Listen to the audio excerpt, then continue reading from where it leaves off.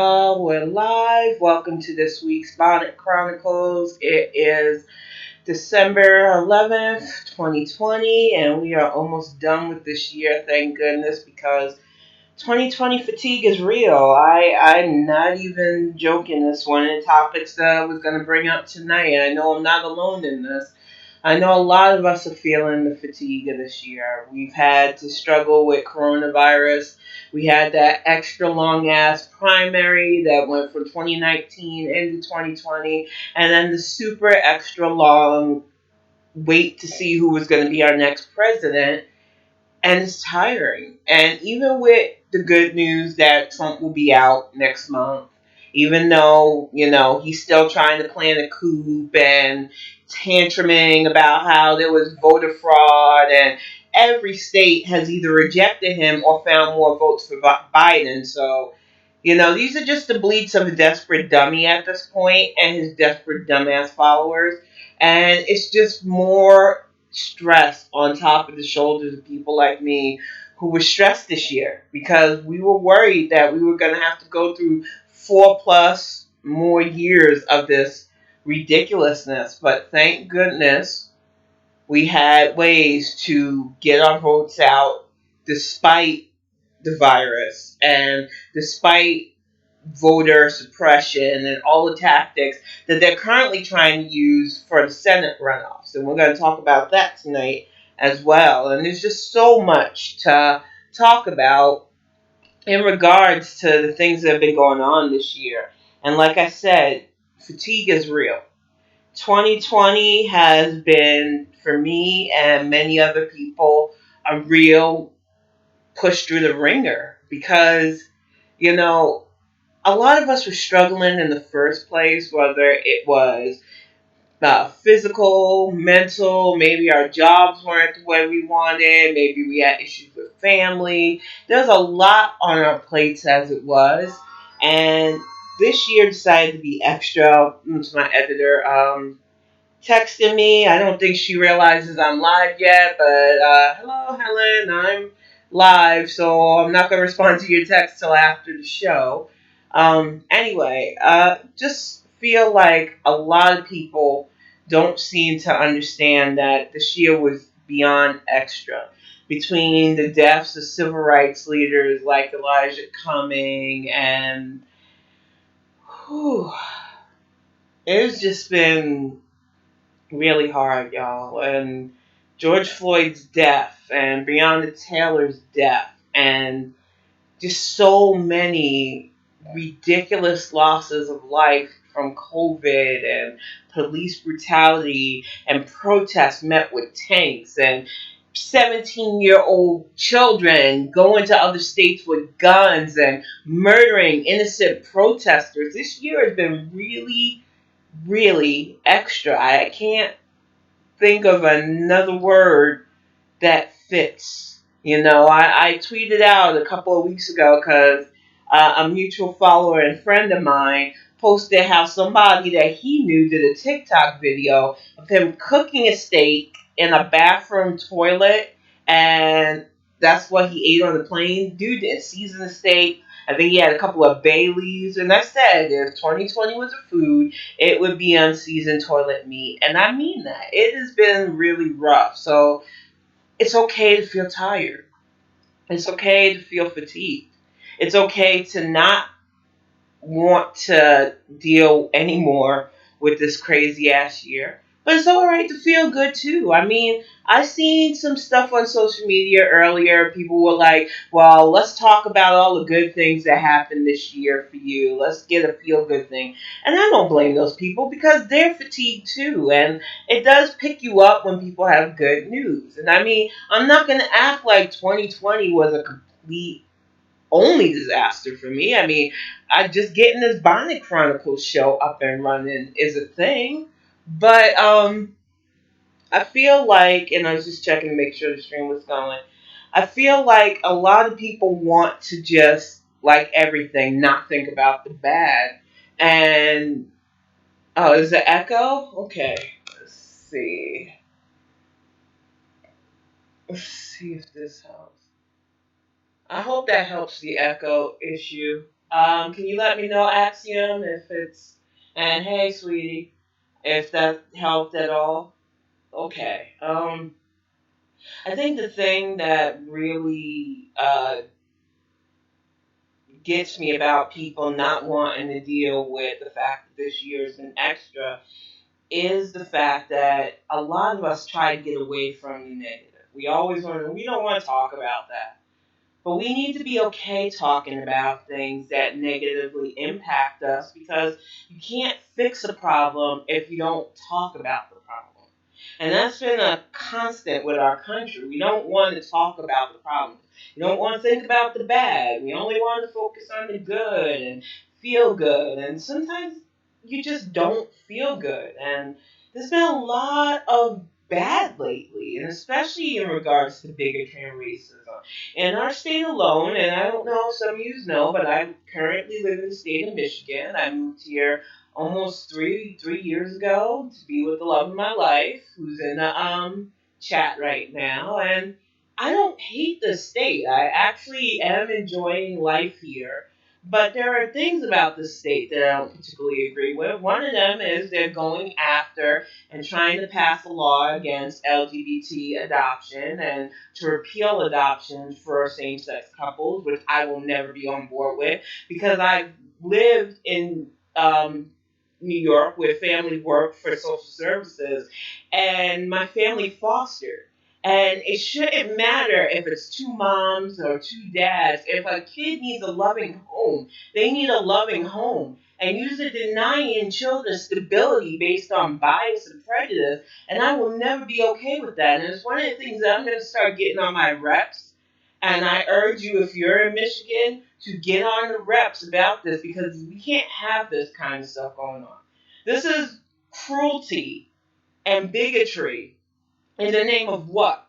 Because you can't consider yourself a Christian if you're trying to rip a child out of a stable home because you don't agree with their parents' sexual preference. That is ridiculous. But just the other day, I was in tears because this man in, I believe, Portland, and I've read the Root article about it. It was definitely on the West Coast. Decided to murder a young mother to teach her a lesson. And the man who did the murder was white, obvious ties to domestic violence and bigoted groups. And the young mother was black, and she has an 8-year-old son. They were all they had. And I just keep thinking about myself and my son, especially before Axiom and I started dating. And, we ran into some racism down in Durham. Not a lot of it, thank goodness. But, kiddo was only 7 when he first heard someone call him that horrible word that's not allowed in my house. And you never forget the first time somebody calls you that. And you never forget the first time somebody threatened your life because of your skin color.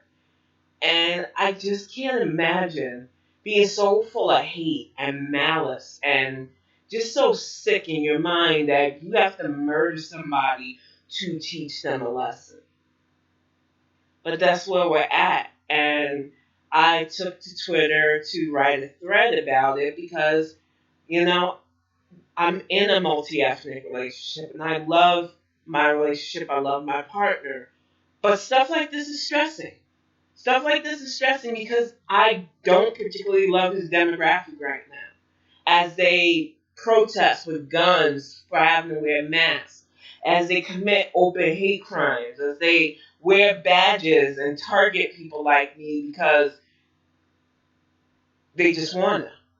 It puts a strain on the good things in our lives because I feel the need to vent.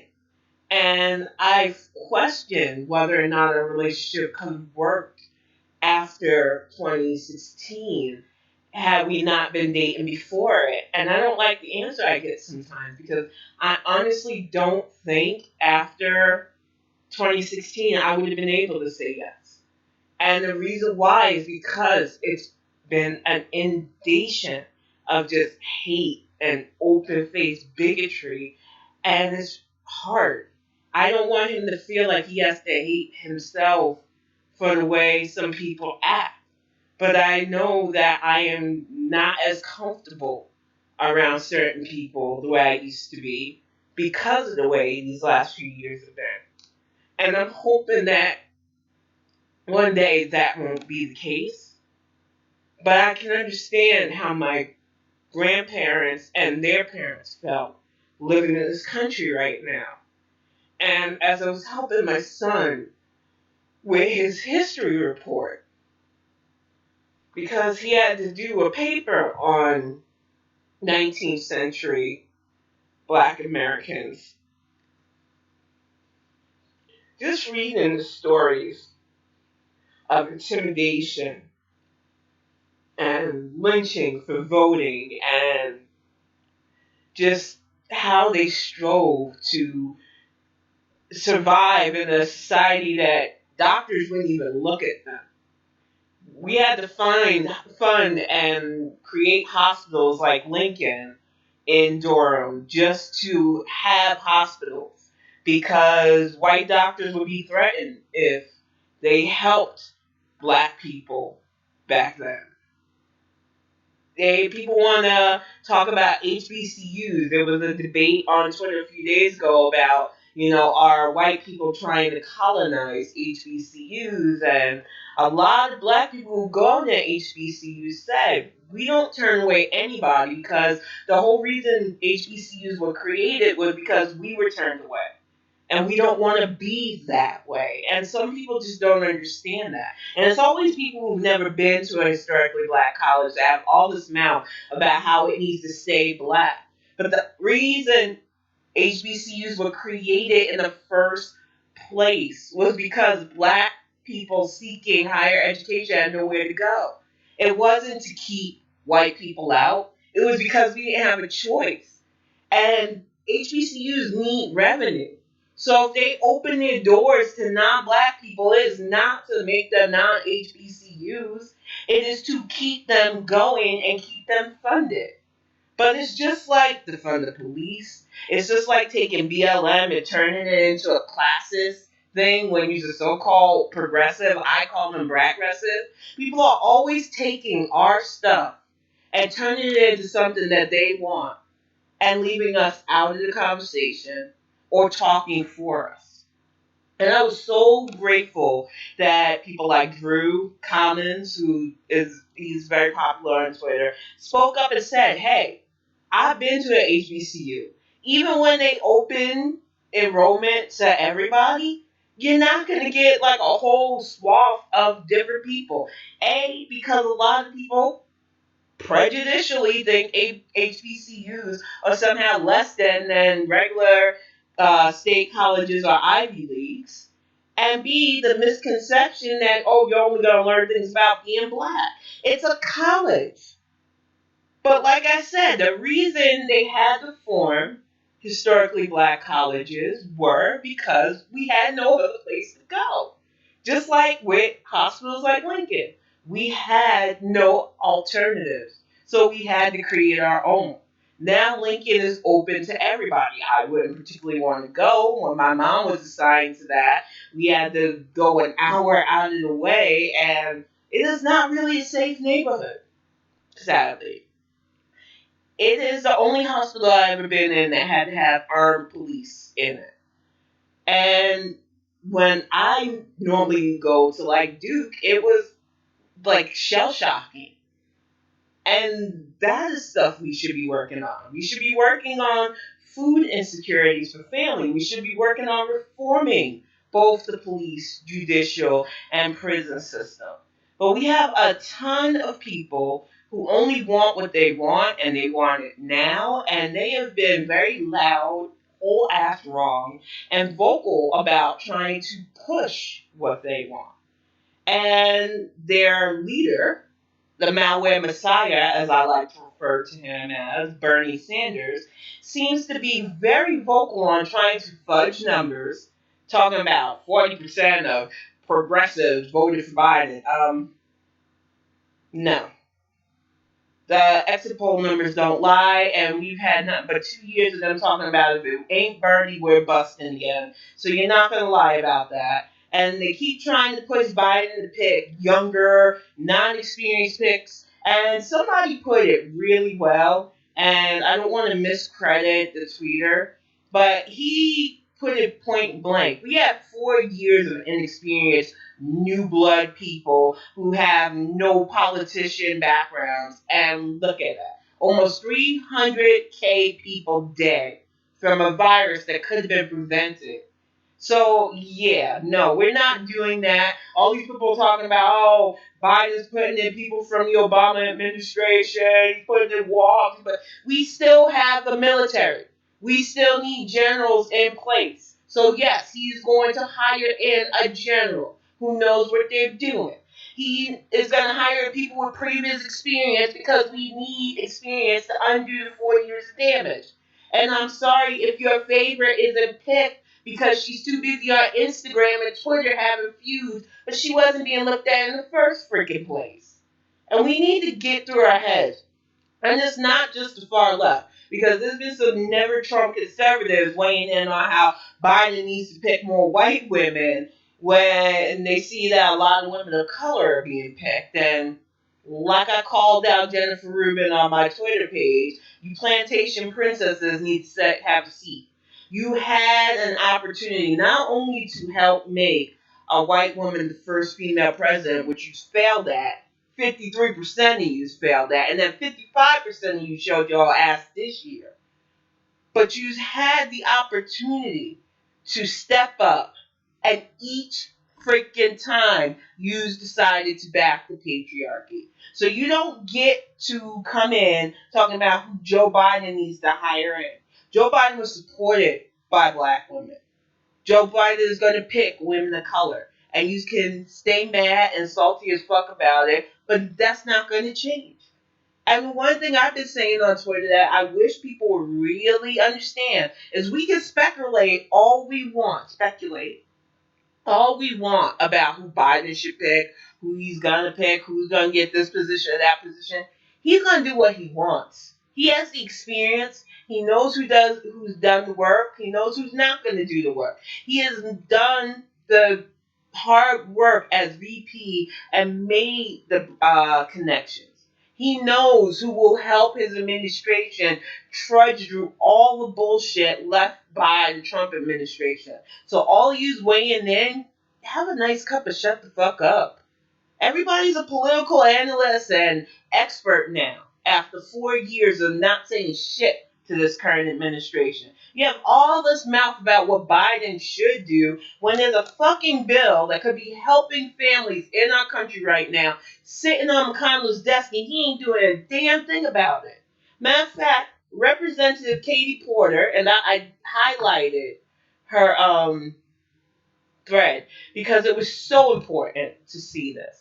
She said, we should prioritize workers, not large corporations. Yet Mitch McConnell is fighting tooth and nail to let corporations get off the hook if their workers get COVID-19 on the job. And he's holding a pandemic relief hostage at the expense of millions in the process.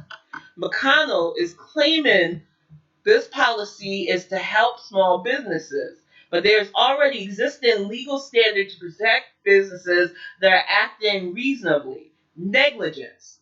The Senate wants to wipe this away and let corporations off the hook for endangering workers.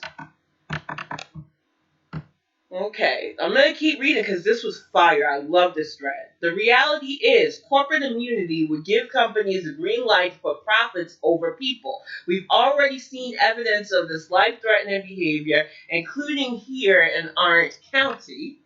And she links employee concern after the Tustin call center reopened following a deadly COVID spike.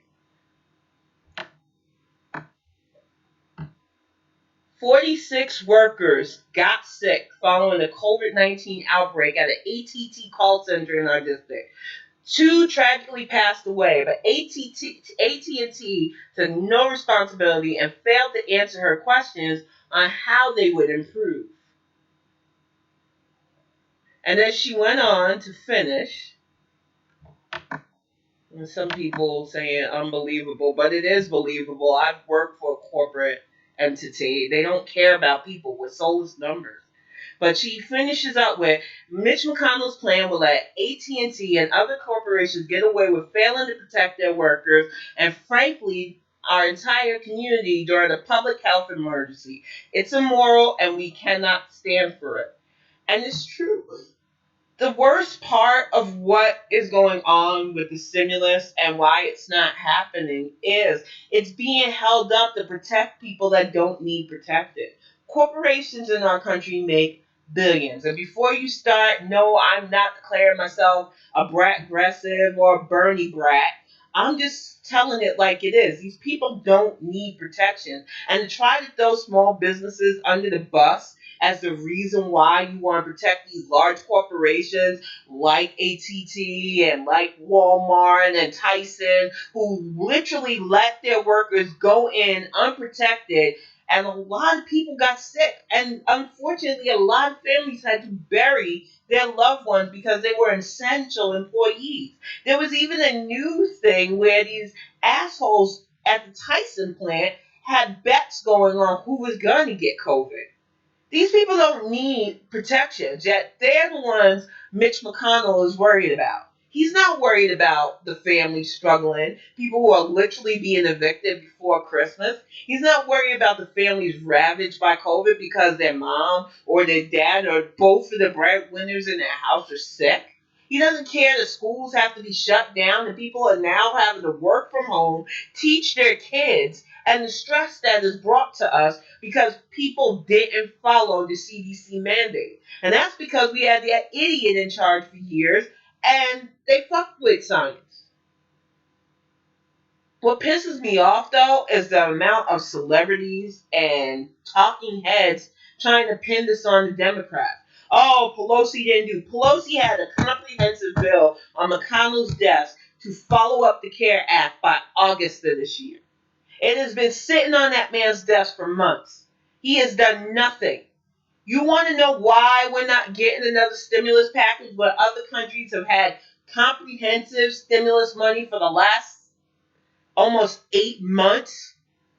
Look no further than everyone in the GOP, and I say everyone because even though they finally did get a bipartisan bill in the House together for the next CARE Act, it is the Senate, which is majority GOP, and so fingers crossed that runoff in Georgia, that has been holding up any kind of relief.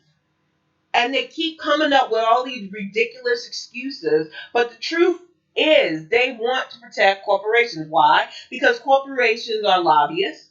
They put millions of dollars into the pockets of these senators. Why do you think men like Mitch McConnell, who are supposed to just be pencil pushers and passing legislation, retire with millions of dollars? Even Senator Sanders. Mr. I've got millions of dollars because I can supposedly sell books. He buys his own books, y'all. 3 freaking different lake houses. These people are grifters. And I am sick and tired of people blaming the one party that has been comprehensively working their ass off to try to get us not only stimulus relief, but to work on the other issues that some of y'all don't want to talk or think about, like DACA, like those poor children who are still in fucking cages. We have so many fires to put out. And that is why your purity pony politics to some of you progressives are never going to fly. They're not going to fly because we need experience at this point. We can't play around with this. There is so much work to be done. And the Biden administration knows that if they don't show results as quickly as they possibly can, it will be a freaking nightmare. It will be a nightmare because in 4 years, those idiots in the GOP can run a fucking talking stick and people will go out and drop in droves for them if this new administration doesn't show results. Because that's how we are. We've become the society of instant gratification. And if we can't get what we want, if Biden can't wave a magic wand and slogan away all the problems, then they're going to have issues. It was a problem that we had with Barack Obama's, look at you, a stick. Yeah, stick.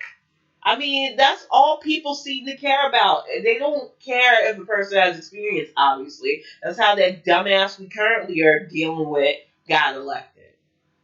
And speaking of him, his family's trying everything to cover their behinds. His Barbie doll daughter and her husband just bought a $30 million lot in this Miami island called the Billionaire Bunker.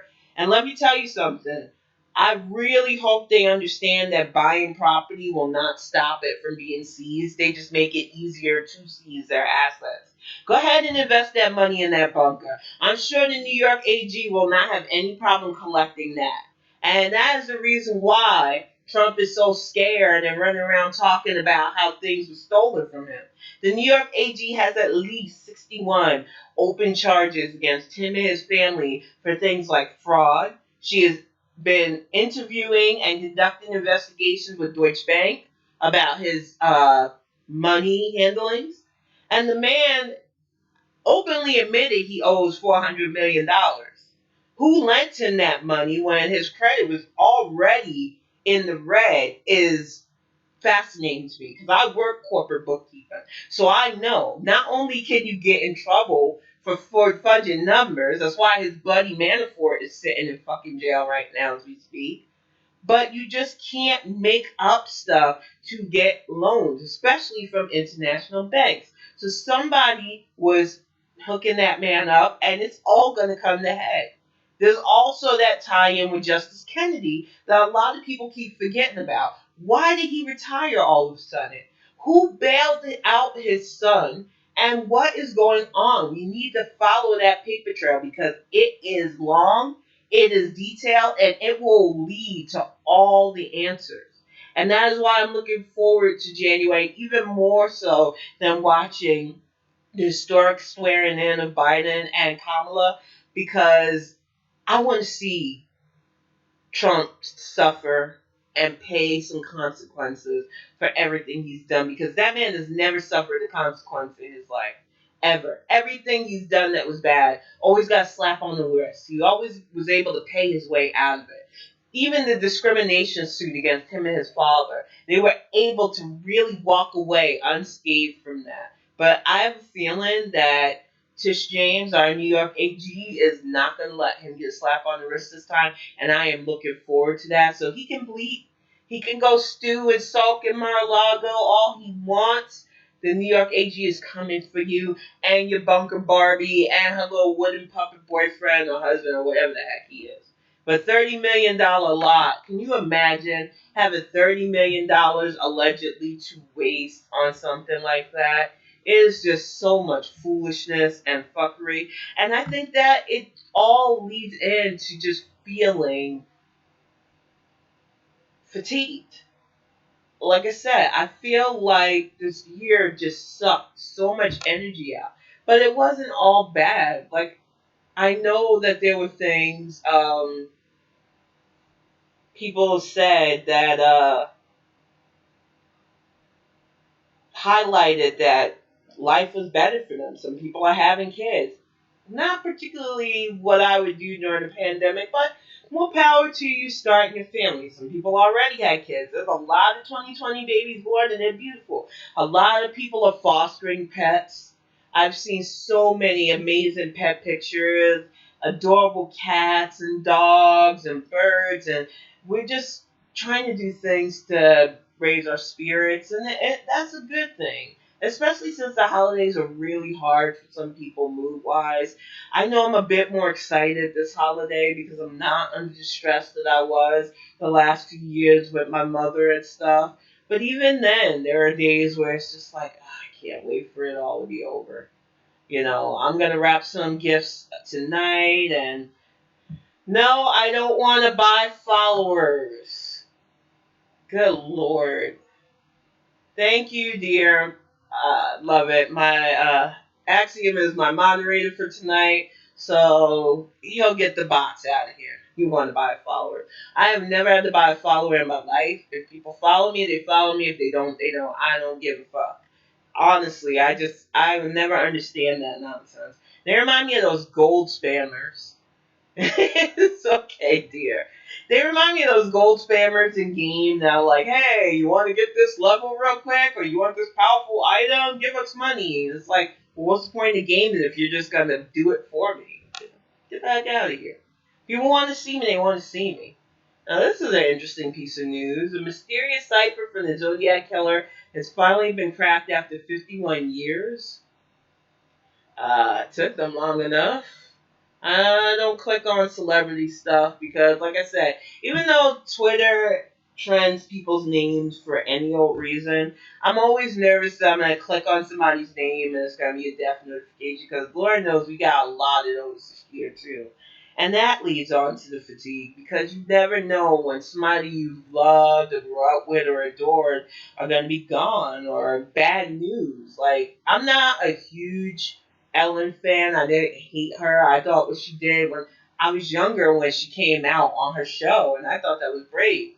But I was never really a fan of her comedy. I never really watched her show and stuff. And then when all the stuff came out about how she treated people in her staff, I was just like, yeah, that's celebrities. I'm not really a big star chaser. So whenever I hear bad stuff about celebrities' attitudes, it's kind of like, yeah, well, that's not a surprise. But I do feel bad for her and her family right now because she got tested positive for COVID. The show is obviously either going to go on hiatus or they'll have like guest hosts to keep it running or whatnot. But it's been a really bad year for Miss DeGeneres, and I hope that while she's recuperating and getting better, that she takes time to really reflect on everything that's happened. Because I feel like 2020, in a weird way, was karma for a lot of people. A lot of bad people and a lot of good people as well. Because some people got karma that I don't feel they deserved. And some people definitely got karma they deserve. Rudy Giuliani, and I know it's Giuliani, but I call him Giuliani because he reminds me of a ghoul. He's tested positive. There have been several people close to Trump and that attended that horrible rose party for the Amy Coney Barrett woman who she went through COVID as well. And the reason I don't feel sorry for people like that is because they're wealthy. They have more chances of surviving than the people that Mitch McConnell is currently trying to protect. Well, not trying to protect, trying to keep from suing the businesses he's protecting. The cashier who went into work diligently and ended up losing her life to COVID. The bus drivers, the frontline medical workers, the teachers. We lost teachers to this pandemic. I just need people to understand why it burns me up for real that McConnell is doing this to protect corporate businesses who will be all right.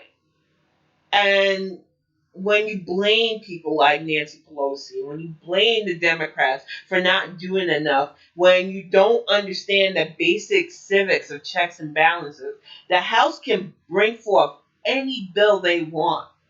If it doesn't pass through the Senate, they can't do much about that. They can try to petition over their head to the president, but the current dumbass, and she was too busy sulking and yelling about election fraud. But even his ass went on the record talking about he would pass a COVID stimulus bill at this point. So why does McConnell hold up? And why does he have so much power to hold up? This is what people should be asking. This is what people should be fighting against. And then with the whole scandal of Lindsey Graham telling people to throw out votes, you would think that there would be more people questioning whether or not the Kentucky election was even valid. But we're not doing that. You want to let the man baby Trump whine about election fraud when election fraud probably went on for people like McConnell, people like Graham, people like Susan Collins, and nobody's up in arms about this. So I'm just tired of the double standard in politics where people expect the Democrats to do everything fast and magical, but the GOP has no accountability whatsoever for their actions. And oh yeah, that is true, love. He is. But it's not really working because the man still looks like he's being devoured by a black fungus from the inside out. It's just, he is deteriorating for real. And part of me is like, yeah, maybe let's just let nature take its course with McConnell. But while he's still alive and while he's still able to be on the Senate floor, he is doing more damage to our country than need to be. And I really implore people, seriously, the Georgia runoff, if you are in Georgia coming up in that January election, please go vote. And vote for John Ossoff and Ralph Warnock, please, because we need to get the Senate majority back. We need to get this power out of McConnell's hands because he is very dangerous. And it's like I said last week with his wife getting those PPP loans. They are only in it to ingratiate themselves. They do not care that millions of Americans are going to be out of work, out of homes. They don't care that nearly 300,000 of us have died. It's all about them. And we need to get this power out of their hands because it's not going to get better if we don't. And it's only going to get worse if he continues to be able to obstruct and get no work done. The man could come to vote when it comes to raises for himself and other GOP senators. They all have medical insurance and health care provided for them and their families. But when it comes to helping the American people, which would help keep our economy stabilized, he's just like, I don't care.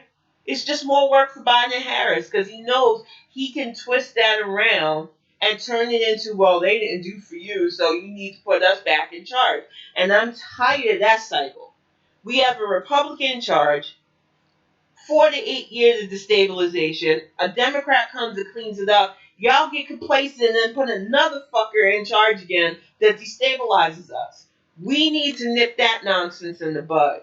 Because we have seen this over and over and over again. For me, it started with that Reaganomics bullshit. That's the earliest I can remember politics being so chaotic and unstable. And then George Bush with the, oh, no new taxes, but he realized he had tax. And that was the end of him. Then we had Bill Clinton, and despite his sexual shenanigans, we actually had 8 years of economic stability. I went into the workforce towards the tail end of Bill Clinton's presidency. I was making six figures at my job. I have never made that much money after that. It has been a struggle. But back in those days, you could make money in a corporate position as a woman and do well because we had people in charge that cared. Then the idiot came after him, and I don't hate George W. Bush on a personal level. I don't think he had malice. I just don't think he was right for the job.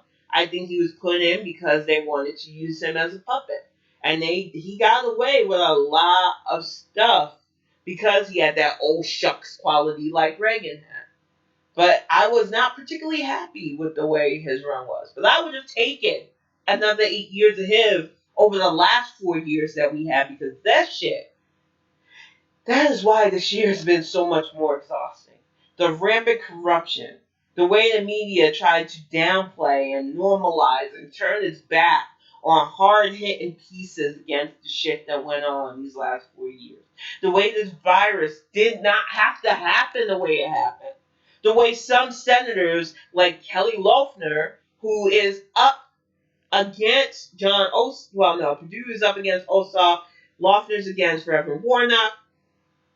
These people knew about this virus and they sold off stock and got rich from it. This is why I said we really need a reckoning for these people. Because even if they catch the virus, which a lot of them have, they're rich. They can survive it. It's not going to be devastating for them. It's families like mine and yours that have to worry about this stuff. And the only way we are going to stop this stuff from constantly devastating us is to have a government that actually wants to get the job done.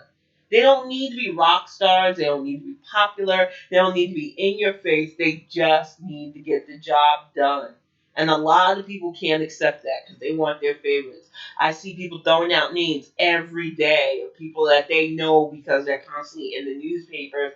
And I'm glad that Biden is not picking a lot of well-known people. Outside, perhaps near Tandon, I've not heard that much about the rest of his cabinet picks, and that fills me with a sense of relief.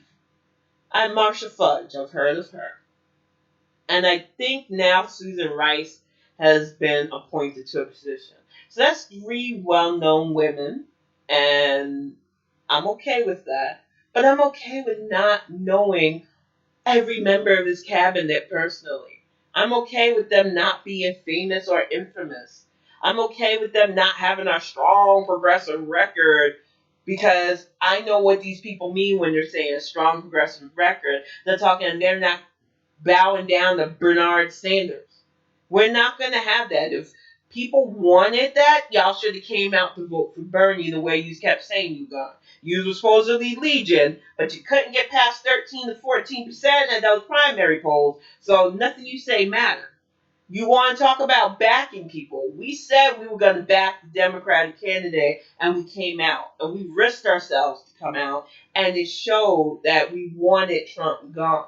So maybe next time, instead of sitting on Twitter talking about you got to start a People's Party or how we should print our own money, and yes, as dumb as that sounds, that's one of the leans that these idiots are pushing, that America needs to just print more money and then we can pay for Medicare for all because this is how their brains work.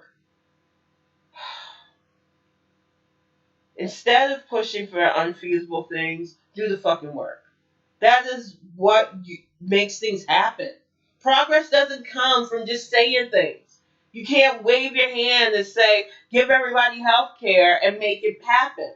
It takes work. It takes negotiation. It takes being able to work across the board to make sure that everybody's affected. Exactly. Scrooge McDuck taught us when we were younger why that would work here. I just don't understand people that are like, oh, we could just print more money. That'll be a thing. Really?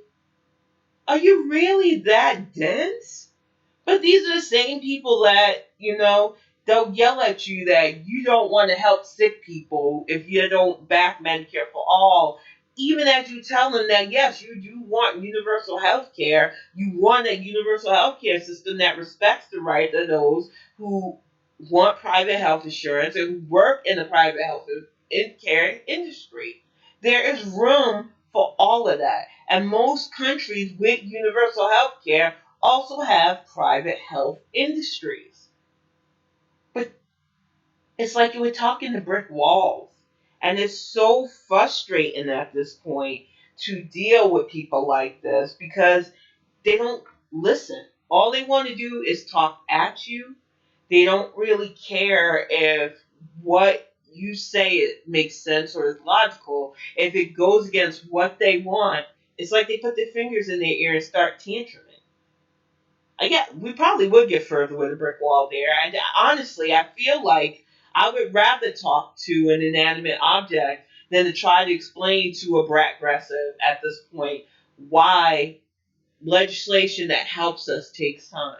Because a lot of them weren't born in the times where don't ask, don't tell had to be put in place. They don't understand the repercussions of being LGBT in the military and having your whole career tarnished for who you love.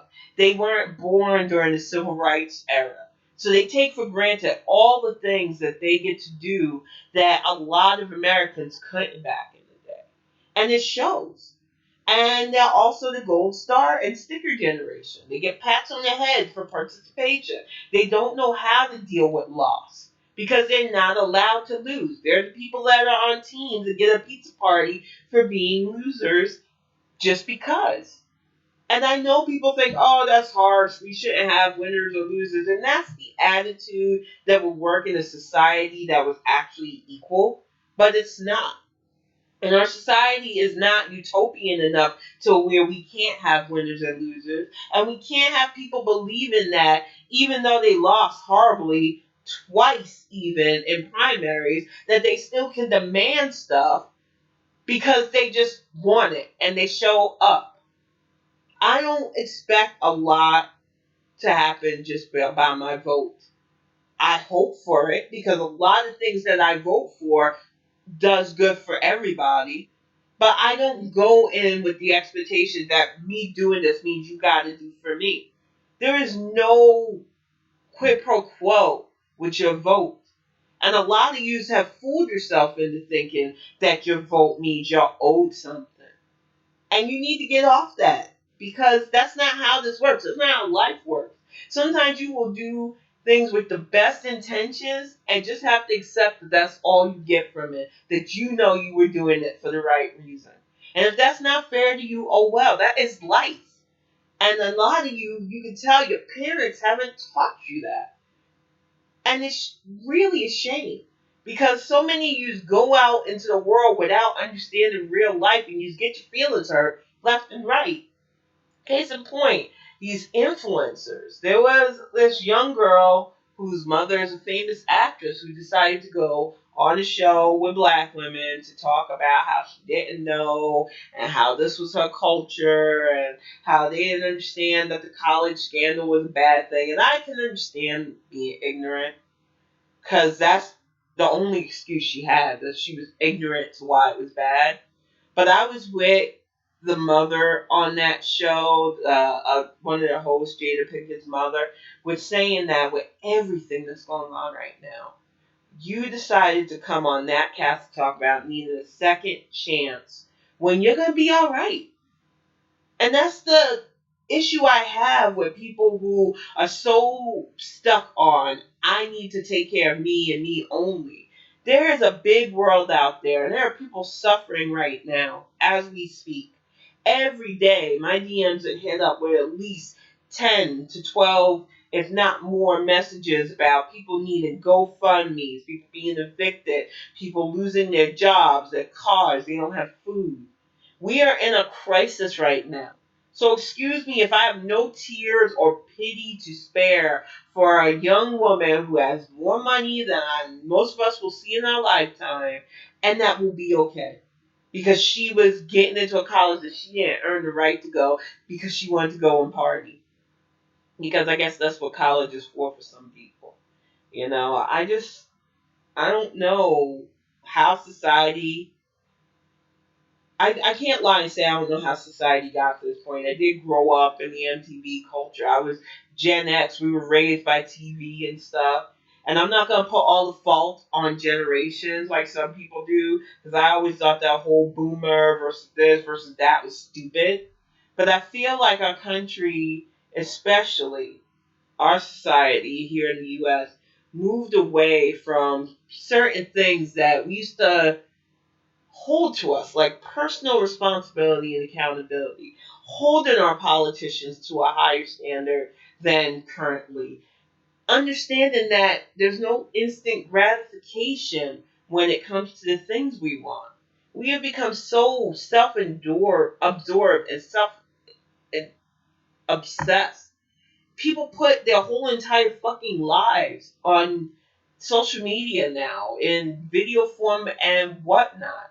Now, I might have a what I think is a high social media presence. I probably don't because I don't have Instagram. I refuse to post it on Facebook anymore, and I mainly just do this in Twitter right now.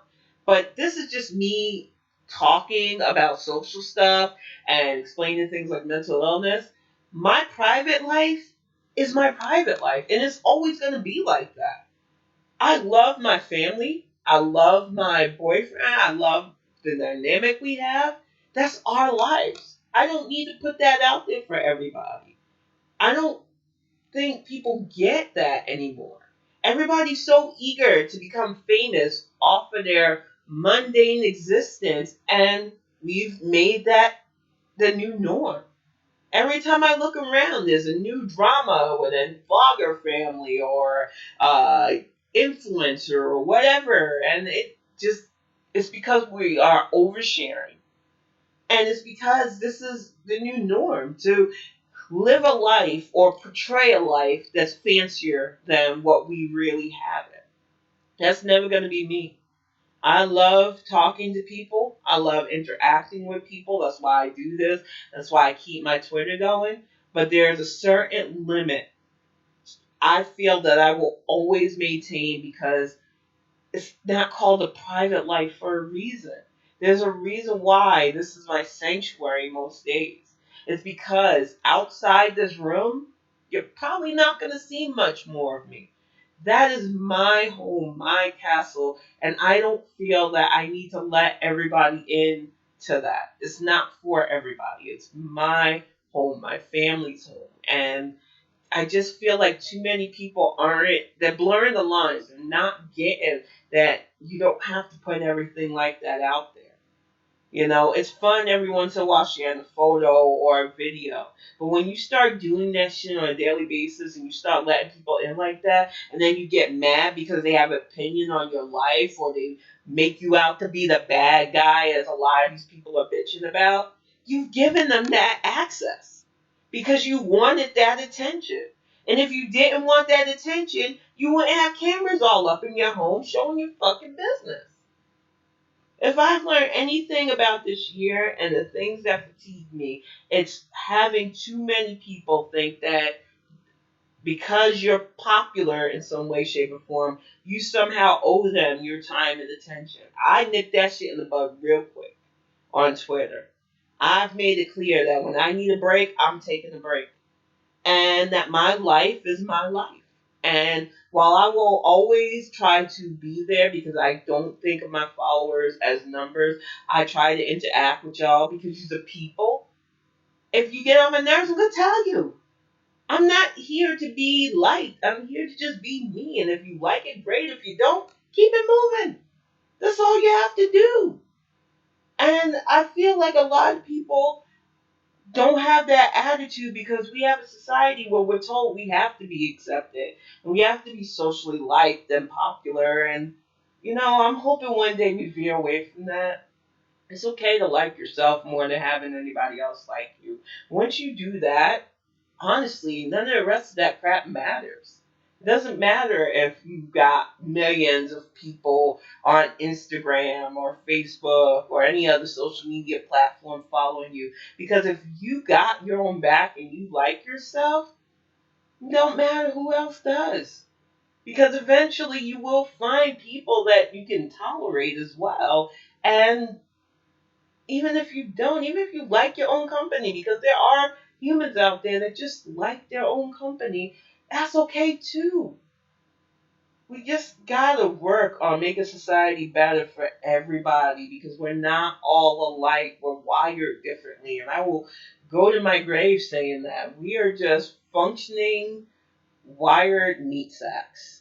And some of us get that earlier than others. Hopefully one day more of us will understand that. But it's almost time to wrap it up. It was definitely a slower Bonnet Chronicles day today, and I get that. I really didn't do heavy advertising for it today. I was not on. I knew you would like the meat sack. I really wasn't on social media a lot today. I got kiddo through his schooling. I did a little bit of clean up at the house, and then I was just relaxing today. I honestly just needed to detach. And that's another thing that I think a lot of people need to work on. Because we become addicted to this stuff every day on different social media platforms and ingesting different rumors and gossip and who's who and all that stuff. And it can be toxic and it can be tiring. And it is okay to take a break, to spend a day maybe listening to music or learning a language or reading or, you know, once we can, going outside. I mean, I'm an introvert and I kind of miss every once in a while. Actually, and I would just go to a bookstore. So it's like, I get why people right now are more connected than ever because we are stuck inside, but I still take my breaks from it because I know for a fact that it's draining. And with everything that has gone on in 2020, I refuse to keep putting more stuff that drains my spirit onto my shoulders. And that includes social media because there's a lot of infighting currently. People can't express opinions without people getting upset, whether it's about the illness that's ravaging us, student loans, politics. It feels like everybody's out to get everybody. And there's a cliquey nature especially on Twitter, that I've noticed. And some use are very self-righteous about it and use gang up on people. And let somebody who has a smaller platform step out of line and you swarm like bees ready to sting somebody. And let somebody who's really popular step out of line, but you just never wanted to confront them or you were afraid to confront them, but now everybody's jumping on them. Y'all remind me of high school so much. It's not even funny. The way you swarm and attack and, oh, I'm going to block this person and why are you still following this person? And I will tell you right now, unless it is a blatant bigot that I'm highlighting because they are saying horrendous stuff, I never tell somebody to block somebody that I personally have a problem with. Half the time, you don't even know I have a beef with somebody unless they go, oh wow, I'm blocked by Kalari. And even then, I've had people slide in my DMs, well, why'd you block so-and-so? They ain't none of your business. If I have a beef with somebody and I didn't make it public, there's a reason. It's between me and that person. I don't need to sick a bunch of people who had no fight, no part of the fight that might have happened between us getting involved. Some of you like to involve yourself in stuff that have nothing to do with you, and you need to stop that. I know maybe this is all you have for entertainment, but if two grown folks decide to solve their issue by blocking each other, that's it. And I don't need to have you all jumping on that bandwagon. Some of you might still want to talk to that person. My personal beef is just that. And we have to get off that clique mentality. I refuse to indulge in it. I know there's a few people that I still follow that other people don't like, and you just have to deal with it or unfollow me. I am not going to let you dictate me because you're not my mama, and I'm not going to dictate you because I'm not your mama. And I say mama because there's a lot more you females indulging in this shit than males. And you need to do better because you should know better. You're grown folks. Stop using Twitter as your personal high school playground. Maybe it's because you might not have been popular back in the day and you're trying to do it here, but it's going to backfire. Every person that I've seen that has tried to rile up stuff like this, shit turned on y'all. So maybe less trying to be Little Miss Popular or Little Mr. Popular and I got to turn these people against these people. Just enjoy your life and not find you struggle. I don't know. I'm getting tired. It is 7:57. I guess I could spend the last 3 minutes just shouting out people that I feel have made a positive effort this year. Definitely gonna shout out to LeBron James and every NBA player that helped voting initiatives. I really feel like they took all that energy that people were trying to push them into just play basketball into doing what was right for the country. All the frontline workers, especially in the medical care field, who are constantly taking care of the sick and overburdened hospitals.